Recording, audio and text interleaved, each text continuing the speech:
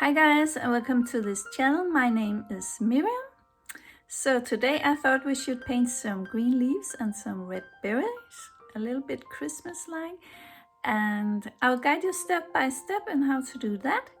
And yeah, it's up to you to decide whether you want to make it into a card and write some Christmas greeting on it, or if you will make it a larger size and put it in a frame or something like that.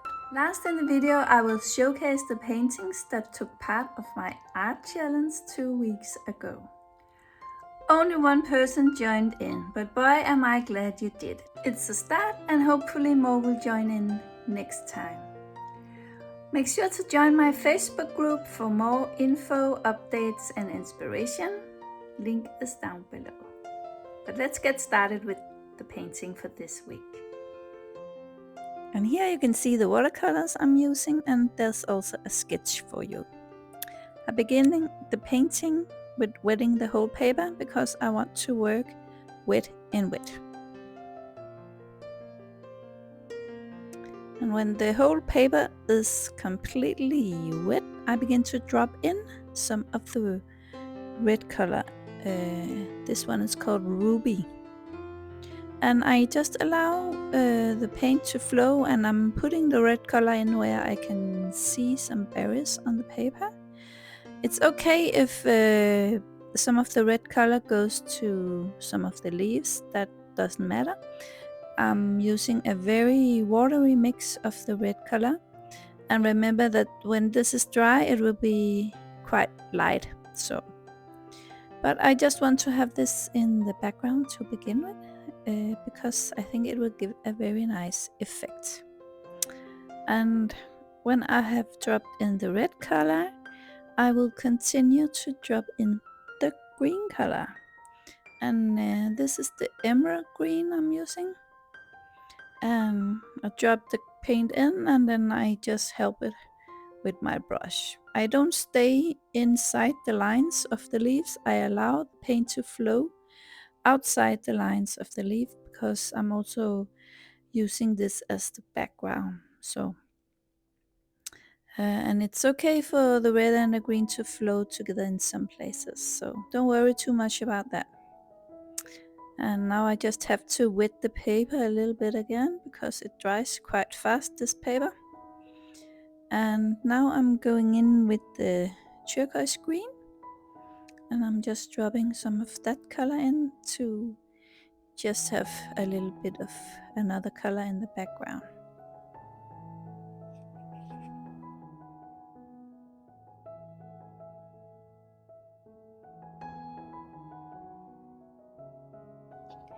And I'm just using my brush to distribute the color in the places where there's no sketch, so that we will have a nice background.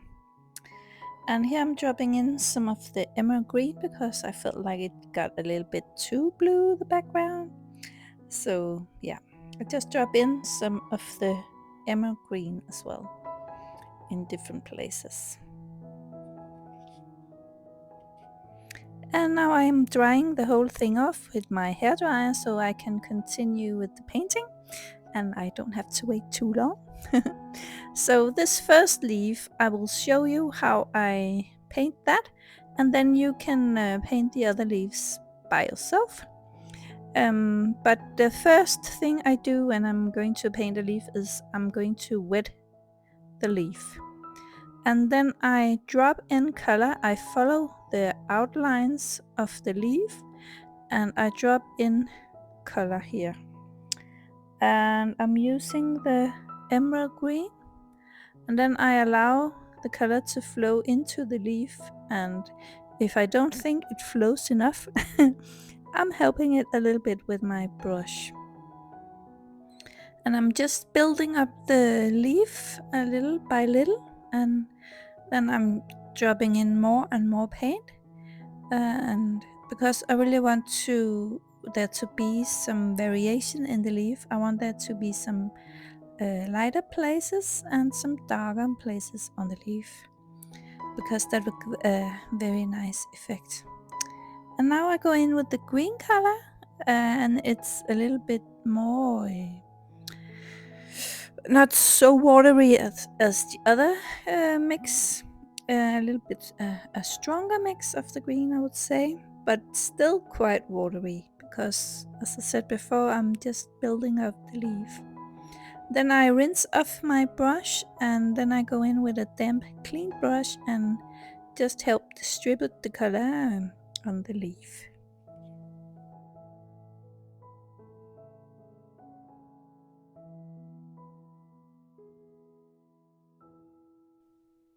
And here I drop in little spots of the ruby color because I can see that in the leaf, and the berries are reflected a little bit in the leaf. So many times leaves are a little bit um, what do you call it?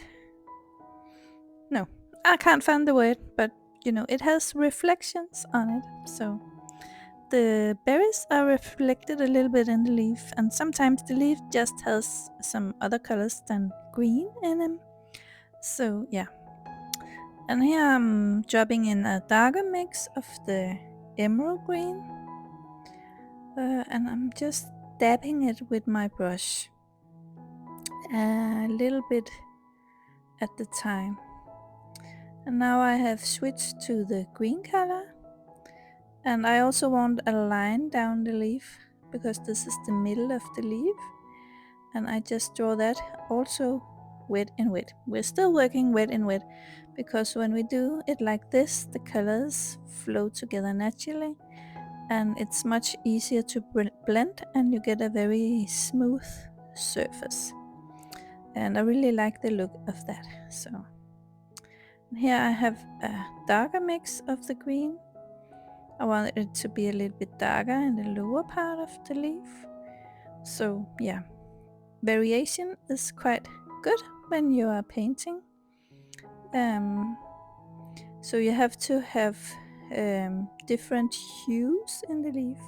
Some places it will be darker than other places, and some places the leaf appears brighter because the sun hits it. So that's important to remember if you want to make an interesting leaf. And now I'm dropping in an even darker mix of the emerald green. And this is what's so nice working wet and wet. If I think it's too much, I can always take off some of the color with a damp brush, because everything is not dry yet and it's just easier to work with when everything is wet and wet. So yes, and you can see it got quite a lot darker, so I'm dabbing in some of the red ruby color again. And if you don't have this color palette, you can just use what you have. So that's completely fine. I think that would work as well. 2 different green colors and a red should work. So, and I'm just building up the leaf, and I'm taking my time with it. And that shows in the painting when you are taking your time. And so now I have showed you the first leaf, and then you can paint in the other leaves as well. And then we will continue. And I just want to show you. There's a leaf in the background. I don't want it to have very much attention, but I would like it to be there. So I wet the area, and then I drop in some light wash of the emerald green. And I'm not going into a lot of detail with this leaf because I don't want the attention to be here. I just want there to be like a shadow of a leaf, if you can say that. So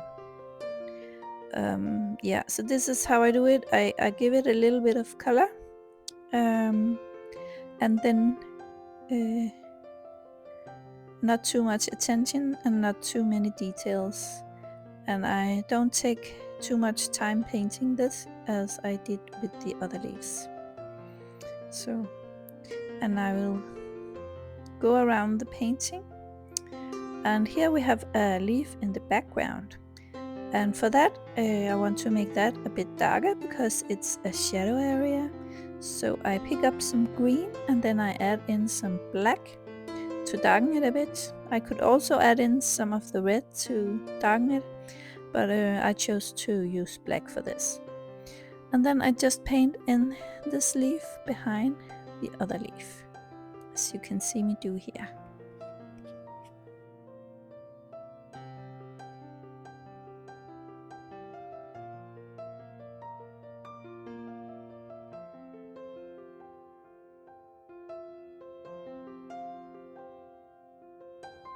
And now I painted the rest of the leaf, and I made that a little bit lighter than the one part of the leaf lying behind the others.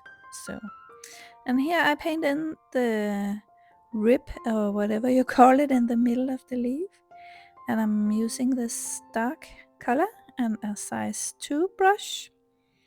And you don't have to paint the line all the way down. You can make abruptions, I don't know if you call it that, but some places in the line where there's no color, and then just continue. So this will give a nice effect and look quite natural. I'm also giving this background leaf a bit of color in the middle here, and I'm using a lighter color, and then afterwards I rinse my brush and then I go in and soften the edges of this so it won't be too harsh. Yeah, and here I'm just correcting the lines a little bit with a damp clean brush.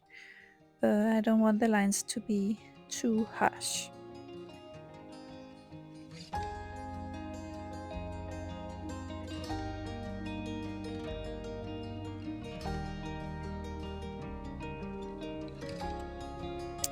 And now I decided that I wanted some more leaves in the background. So again, I wet the area and then I drop in some of the emerald green. And this leaf is allowed a bit more color than the other leaves, so yeah, I just paint that in. I think it is in the sketch actually, so this is a normal leaf and not a background leaf. That will come later on. And now I'm going to paint the stems. And for that I'm using my Qunacridone, no, my Carmine color, and then I drop in some black, and then I'm getting a very nice brownish, reddish brown color, and I would like to use that for the stems. But first I decided, because I could see some light hitting the stems, that I would go in with some emerald green on the stems and just make a line on some of the stem, because it's only where the sun hits the stem that it looks a little bit green. It's reflecting the green surrounding the stem. I hope it makes sense what I'm telling you. But after that, when I've painted this, I will paint with the red-brown color on each side of this green line. And it will need a steady hand and a very nice pointy brush. And I'm using my number 2 brush here because I really like working with this. It's a black velvet silver brush, I believe it's called. And for this stem I decided to wet the area I'm going to paint first, and then drop in the color. So that's what you see me do here.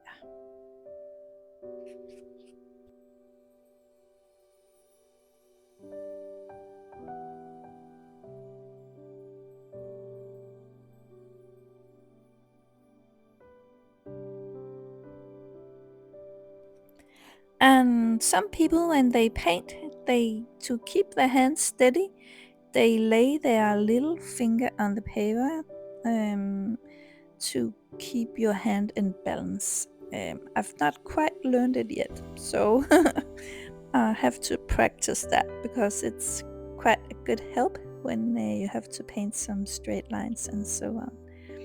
So I'm just continuing with the stems here.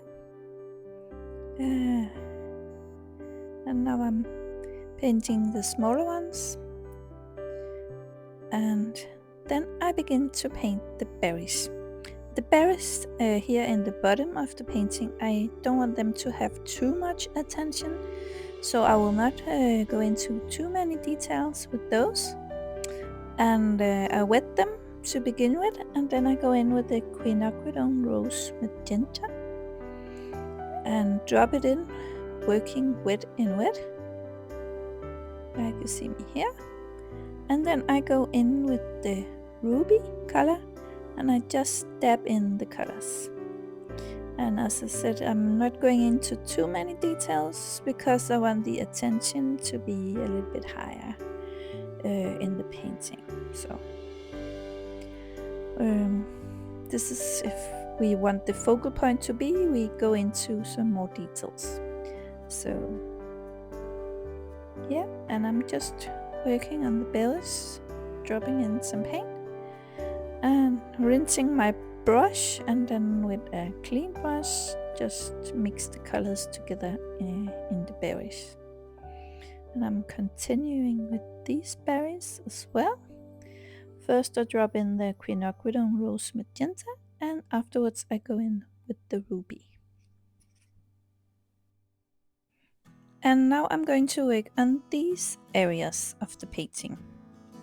And here I don't want the berries to be too detailed either. So I just go in quite fast with some Qunacridone Rose Magenta. And then I drop in some of the ruby color, as I did with the ones lower in the painting. And I just do that to all the berries you see here. And now I want to paint in some more background leaves, if you can call it that. So I wet an area and then I go in with the emerald green, working wet in wet, because this allows the paints to flow together nicely and it will give a nice smooth surface. And it's a nice way to work if when you have come so far in the painting, you can look and see if there are places you think needs a little something in the background. And here I just felt like I needed some leaves in the background. And of course I'm just using a very watery mix of the emerald green, so I won't draw too much attention to the leaves. And here I am going to paint some background berries, and I'm using a very watery mix of the ruby color. I just felt like something was missing here in the background, so yeah, so I just make some very light berries compared to the other ones I have already painted, because yeah, that will look nice in the background.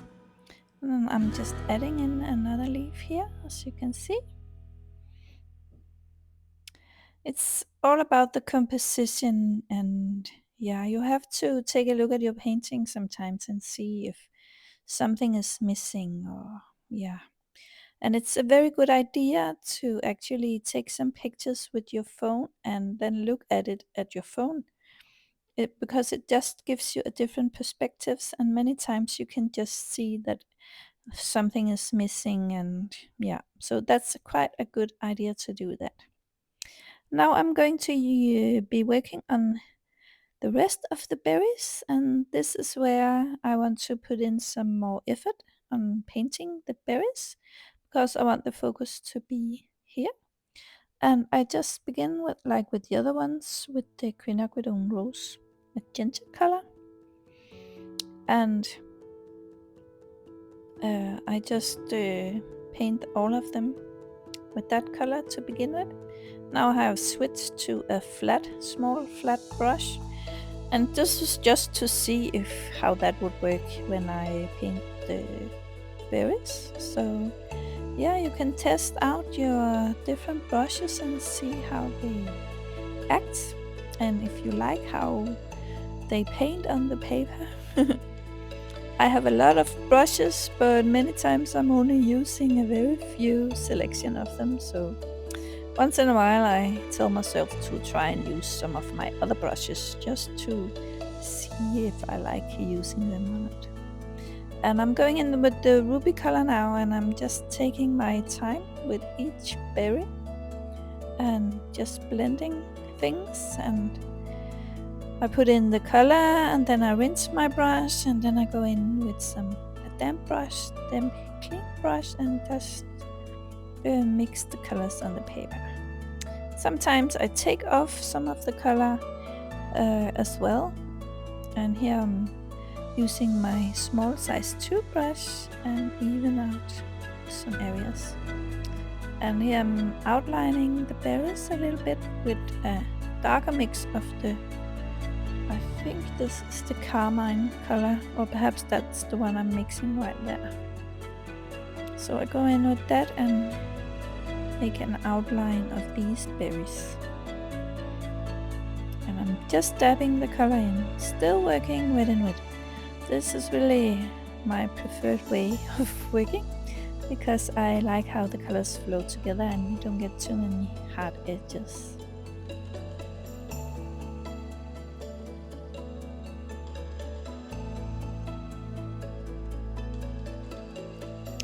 And now I have mixed in some black to my Carmine color, because I want to make some small dots in each berry.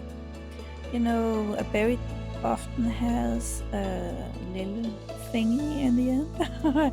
I have absolutely no idea what this thing is called, but berries have them, especially red berries. So, or these red berries. We have a tree in the garden, and it has red berries. You can't eat them, but they have this little dot on them on the other end of the berry. And I just put the dot in different places on each berry, and like this it looks like they are turning different ways, like they are in the natural. So I'm also using this color to outline the berries a little more, as you can see me do here. And I'm still working with my size 2 brush. It's quite a nice brush for details, I think, and it's a really good investment to have a nice pointy brush for these things. Some people may be using a rigger, but I just love this one. Black velvet from Silver Brush, I believe it's called. So and it's natural hair, but it's the best in my opinion. So yeah, I'm now just making some small details. I had forgotten a little green leaf here, so I just paint that in. And now I have this one. It's swine hair. I don't know if there's another word for this in English, but I want to make some splatter. And this brush is actually quite good for that. And if you just do it like this, you can control it a little bit better, I believe. But test it out on a piece of paper first if you're a little bit insecure on how to do that. So yeah, I just use some red splatter here to make some interest in the painting. And I also felt like something was needing down here in the corner. I needed something here, so I go in with the green color. So yeah, I go in and I do a little bit of splatter here in the corner. And yeah, that's the finished painting. I'm quite pleased with it. And I'm using my hairdryer to take off the masking tape so I won't tear the paper. And there you go, the finished painting. I really hope you enjoyed this tutorial, and that I will see you again in another video. Be well, and bye for now.